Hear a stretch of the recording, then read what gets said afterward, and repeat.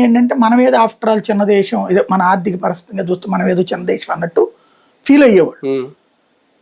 మన అసలు క్రెడిట్ ఏంటన్నది వాజ్పేయి చెప్పాడు.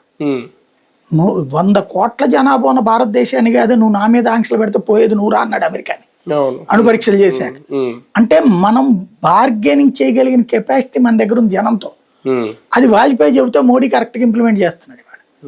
ప్రపంచంలో ఉన్న అగ్రరాజ్య అధినేతల్ని ఎవడైనా, యూరప్ దేశాల్లో ఎవడైనా సరే మోడీతో మాట్లాడకుండా ఉండే పరిస్థితి లేదు.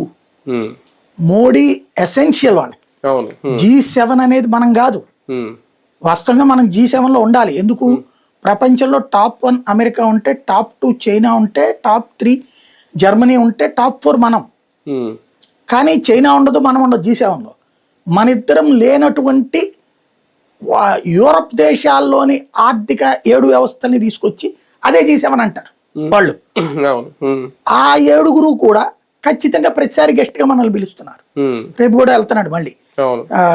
ఆ G7 దేశ అధినేతలందరూ మోడీని గౌరవించే పరిస్థితిలో ఉన్నారు.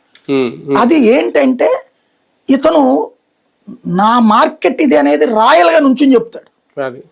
రెండవది వాళ్ళు ఏమనుకుంటారో అనే ఫీలింగ్ ఇతనికి మొహమాటం ఏం లేదు. ట్రంప్నైనా పొమ్మంటాడు, పుతిన్ అయినా సరే. ఇప్పుడు పుతిన్ బాగా మిత్రుడే అని చెప్పినే ఉంటాడు.